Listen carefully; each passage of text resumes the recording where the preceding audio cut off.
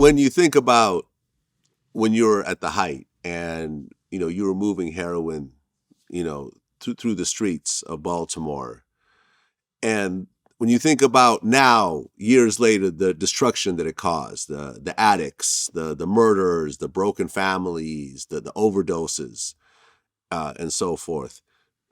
Do you feel bad about it, or do you feel like, well, if it wasn't you, someone else would have done it? No, I feel bad about it.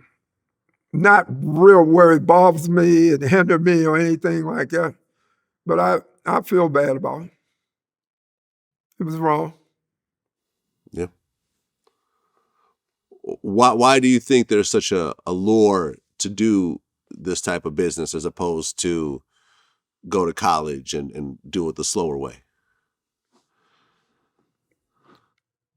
Because you have young men, out on the streets, young black males that you find in prison. These are alpha males. These are alpha males and all. They have to do something, they have to take control. Something, they have to have some say in what they do. They're trying to take control of their own life. They're not trying to be imposed upon by society. They're not trying to be limited, You be a carpenter, you be this, and they're not impressed with that. And then the time it takes, the schedule, They don't want to be doctors. They don't want to be doctors is nobody in our world, Lawyers are nobody. The dude that with the power, with the swag, can get on the phone, make something happen, got the money, get the respect in the clubs, get the women and all that. That's what they want to be. Society don't provide a way for them to get that in a legal way. A few of them, but not many of them. And they don't have time to wait on somebody else making it happen for them. They feel like they can take it in their own hands and make it happen. They're not afraid of prison or death. They want to be men to potential. Same way with George Washington, Thomas Jefferson, John Henry, and all the other founding fathers. They didn't want to be under King George, so they rebelled and they came over here and they made themselves the law and all.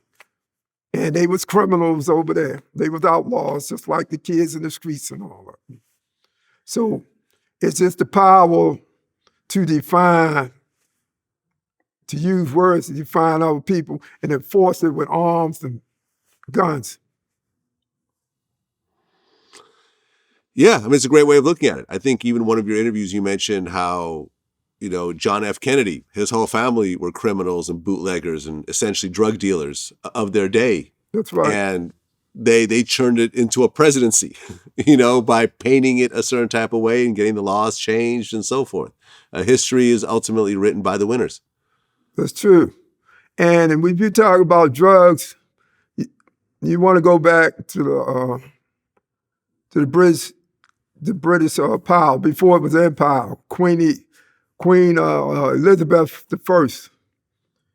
She almost single-handedly built the drug trade with the opium. That's how she made it an empire, made it strong.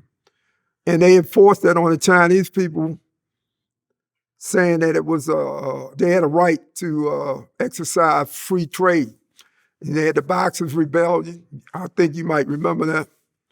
You wasn't there, but you read about it. Yeah. And they went to war with China because they had a right to sell their drugs in China. So when you're talking about the drug gangs out there, the gangs, the Bloods, the Crips and all that, you got to put it in perspective. You got to remember Al Capone, Miles Lansky, and they was getting their rum to make the bootlegs out of Canada, and that was controlled by the Queen. Yeah. Yeah, it gets deep. It gets deep on how you look at it. And, now, there are people I know like Rollo, a rapper that I interviewed who's in jail right now over marijuana And now in that same state of Georgia, marijuana is legal. It's actually becoming legal all around the country. That's true. While there's still people serving, decades in prison over marijuana charges. It just all depends on the state of the world and what people like or don't like and so forth. It's like the Roaring '20s and the bootlegging. Yep. Alcohol was illegal. I think it was the 19th Amendment, which was repealed maybe a year or two later, that outlawed alcohol. You had the bootleggers and people made fortunes. Kennedy, again, one of them, and the Bronfman family. Right, yeah. Prohibition lasted from 1920 to 1933. So in those 13 years, fortunes were made. And they repealed it because they couldn't outlaw, people's thirst for alcohol. Yep. Same way with drugs. You can't outlaw that. There you have it. Well, Rudy Williams, I appreciate you coming in and telling your story. You did 31 years in prison. You paid your debt to society. You have the right to talk about your story.